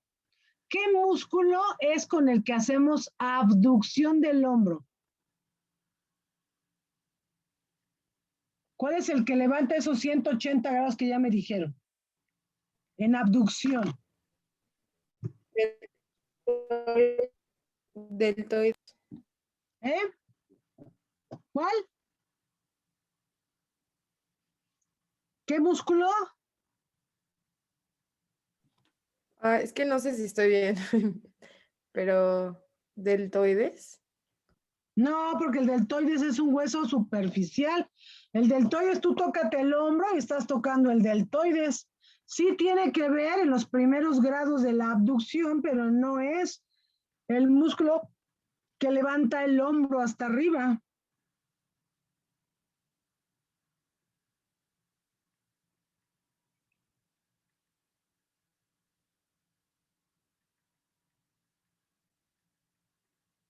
¿Mm? ¿Cuál es? ¿Sí sabes cuáles son los músculos rotadores del hombro? O los músculos del manguito de los rotadores también le dicen.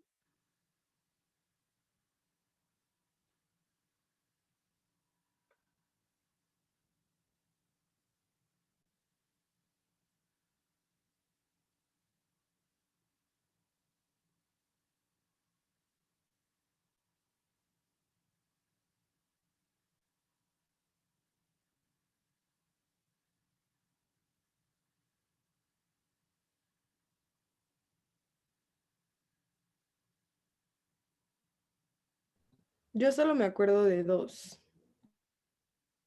¿Mm?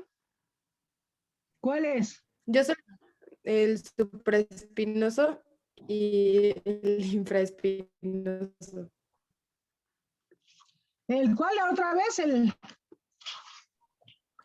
El supraespinoso y el infraespinoso. ¿Qué otro? A ver, ayuden. El El subescapular y redondo el menor redondo y el menor. subescapular.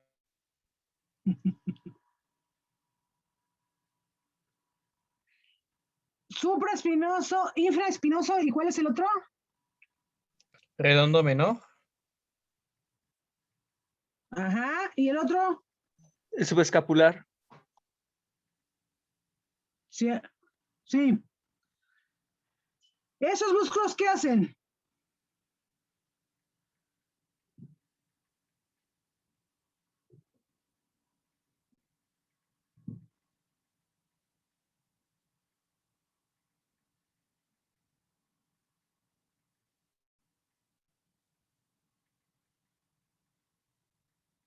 El supraespinoso haría la abducción del...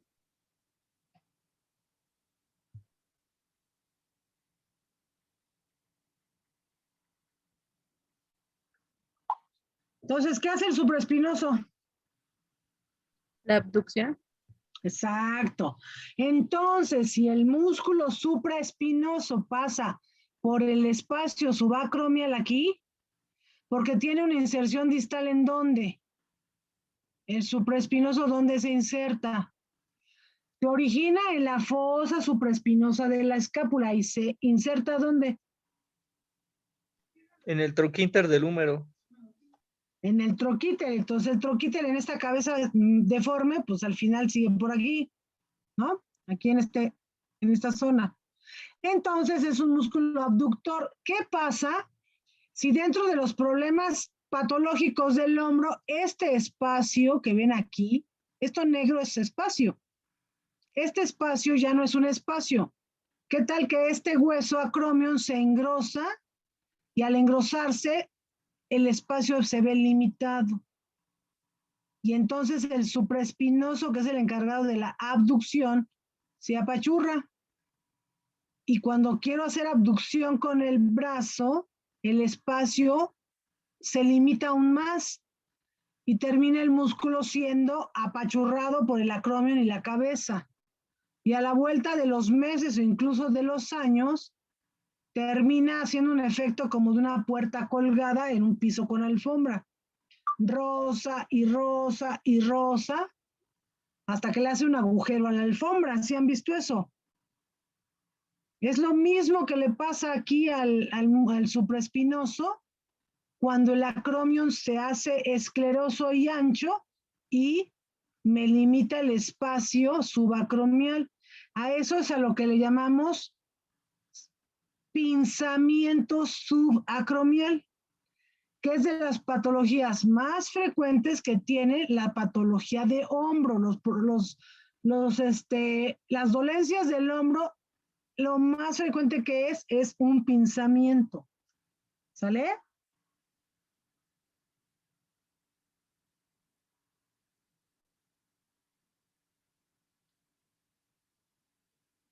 ¿Sí? ¿Estamos claros en esa parte? Sí, doctora. Listo. Otra. Tendinitis bicipital. Ahora sí, díganme, acuérdense, ¿dónde está el origen y la inserción del bíceps?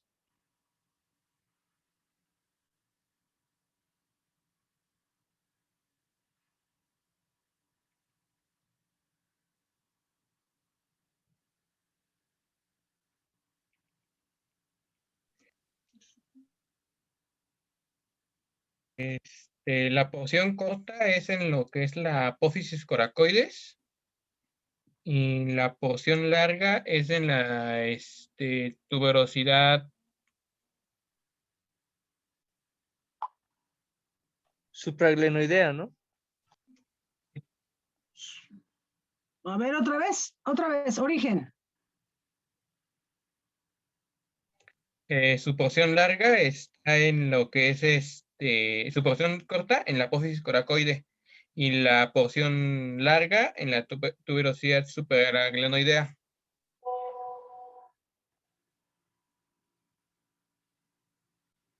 A ver, la porción larga en la porción supraglenoidea de la escápula y la chica, la corta. En la apófisis Corta, coracoide. ajá. Exacto. ¿Y la inserción distal?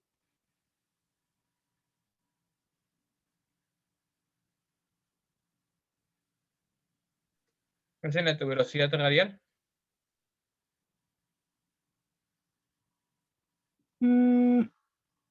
En la tuberosidad bicipital se llama.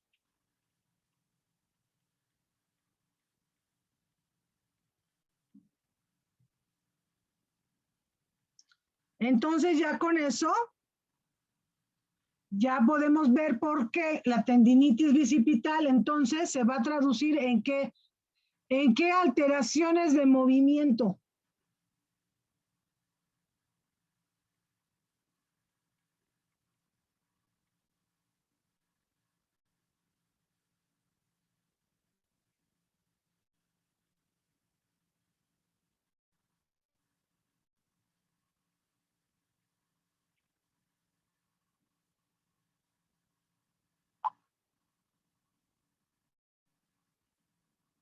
Entonces nosotros ya sabemos que el bíceps tiene un origen con dos cabezas, una larga que se va hasta el hombro, pasa el hombro y se va hasta la glenoides. Y la corta es en la coracoides, ¿sí? Cuando nosotros tenemos dolor del hombro, dentro de los problemas que debemos descartar es una tendinitis bicipital, porque ya vimos ahorita que el hombro, el bíceps tiene una inserción o un origen hasta el hombro.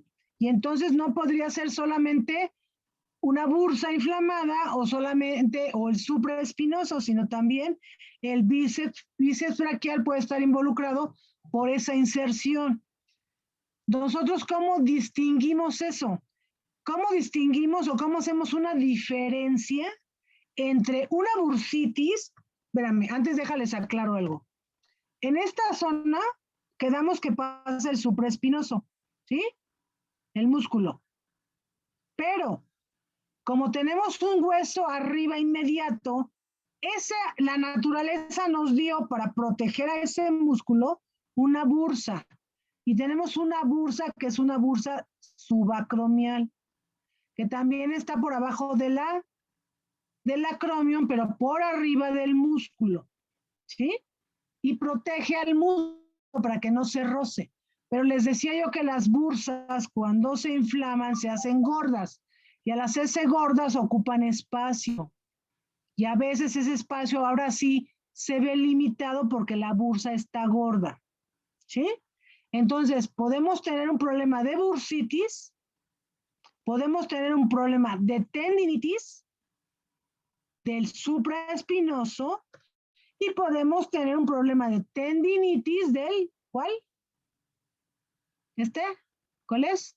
¿Bíceps? Del bíceps. Ahora, ¿cómo hacemos la diferencia de unos y otros? Ya tenemos 3 patologías y todas te van a decir, me duele el hombro.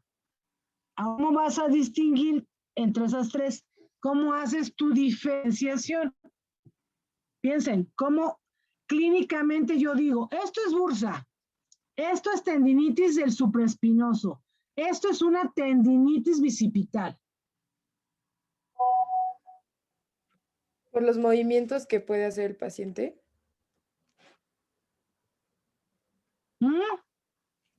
Exacto.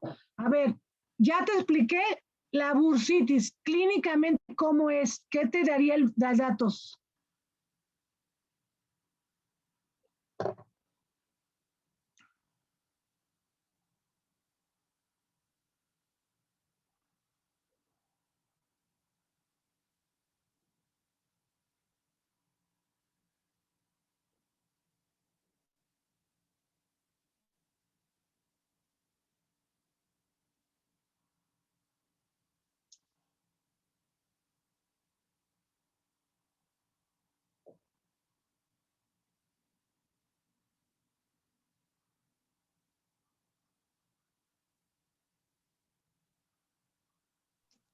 ¿Sería la incapacidad de elevar el brazo? ¿Por qué tendría incapacidad de elevar el brazo? Por la inflamación que se encuentra en el área subacromial, que no permitiría, al momento de levantar el brazo, generaría dolor o una incapacidad total de movimiento hacia la elevación. Listo. ¿Tiene limitación para la abducción? Sí. Pero entonces, ¿cómo hago la diferencia entre la tendinitis del supraespinoso con una bursitis. Porque ¿qué datos clínicos tendría yo si el paciente tiene una tendinitis del supraespinoso?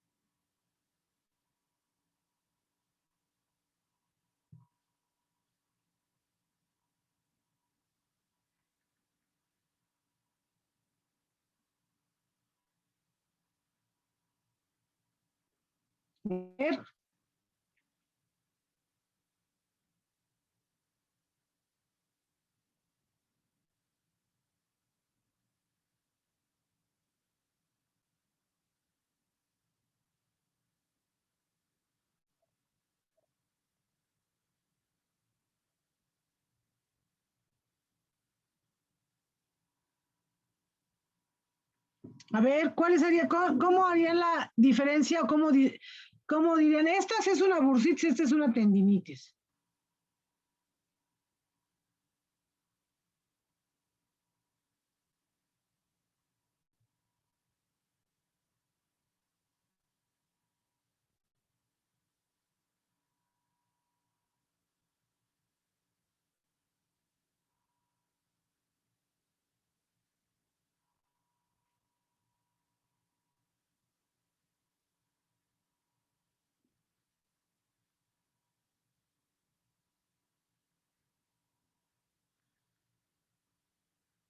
En la tendinitis del supraespinoso sería porque hay una limitación de movimiento de aducción y en la del bíceps sería por la flexión, o sea que estaría limitada. Sí, la abducción se ve limitada, pero ¿cómo harías? Porque si podría tener una u otra patología y entonces los dos clínicamente son similares. ¿Pero por qué?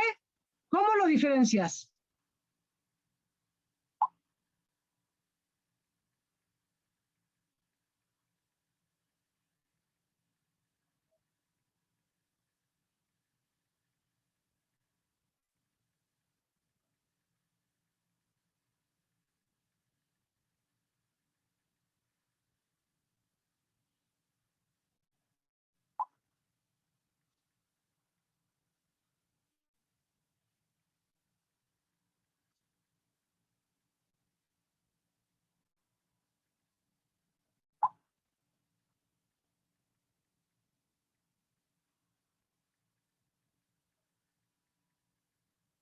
A ver.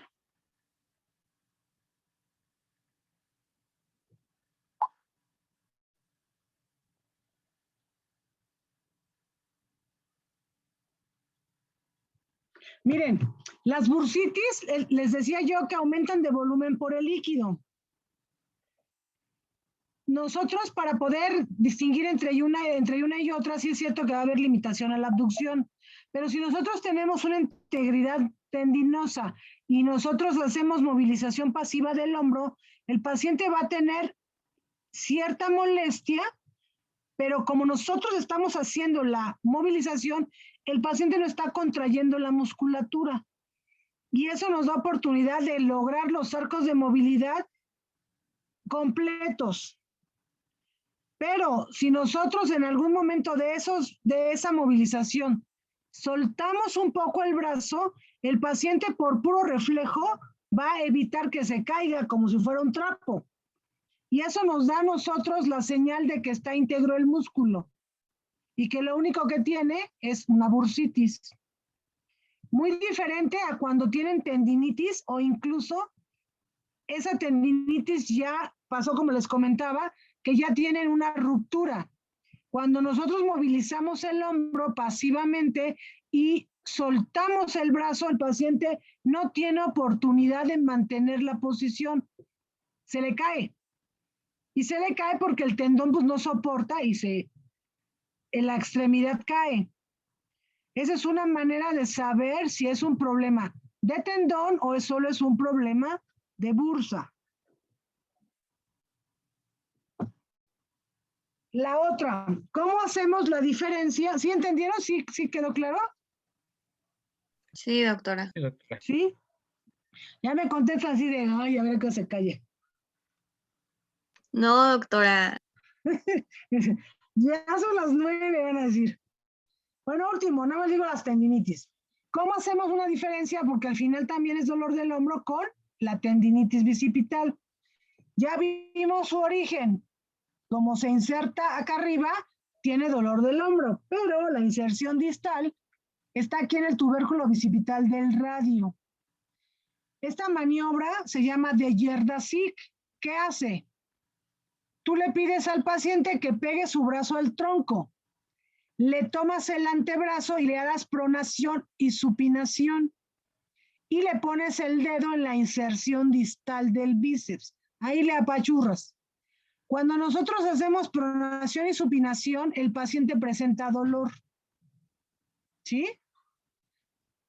¿Por qué? Porque el músculo bíceps es un músculo supinador. Y nosotros al pedirle al paciente que haga supinación, está contrayendo el bíceps. Pero si nosotros en el momento en que el paciente hace la supinación, le damos contra, limitamos la supinación, el paciente va a presentar dolor. Y ese signo es positivo. ¿Sí? Es este. Usted, así como lo ven, así se explora. Y entonces podemos distinguir y podemos saber que sí es verdad que le duele el hombro, pero el hombro no es el problema. El problema es su bíceps. ¿Sí? La otra. Nosotros le pedimos al paciente con el hombro doloroso que haga este movimiento de aquí. Que se toque, por ejemplo, el hombro doloroso es el derecho, que se toque con la mano derecha el hombro del lado izquierdo, que se abrace solo. Si el paciente no puede, es porque tiene una tendinitis bicipital. ¿Sí? Entonces, con esas dos maniobras, nosotros podemos hacer un diagnóstico diferencial entre problema propio del hombro, que tenga que ver directamente con el mango rotador, o problema del tendón del bíceps braquial. ¿Sí? ¿Sí está claro?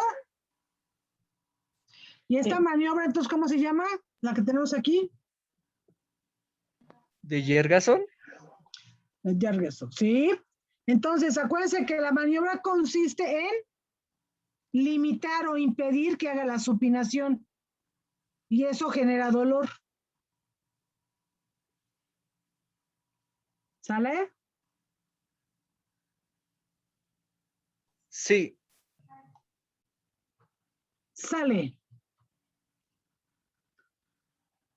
Lo dejamos hasta aquí, estudien esa parte para que la próxima vez lo veamos el repaso más rápido. ¿Sí? Sí, doctora. Sale Sí, pues. doctora, muchas gracias. Que tengan, ya es viernes, excelente fin de semana. Gracias, doctora. Gracias, doctora, igualmente. Gracias, doctor, igualmente. Sale, bonita noche. Gracias, igual. Bye, Buenas bye. noches, doctora. Buenas noches. Buenas noches. Bye, bye.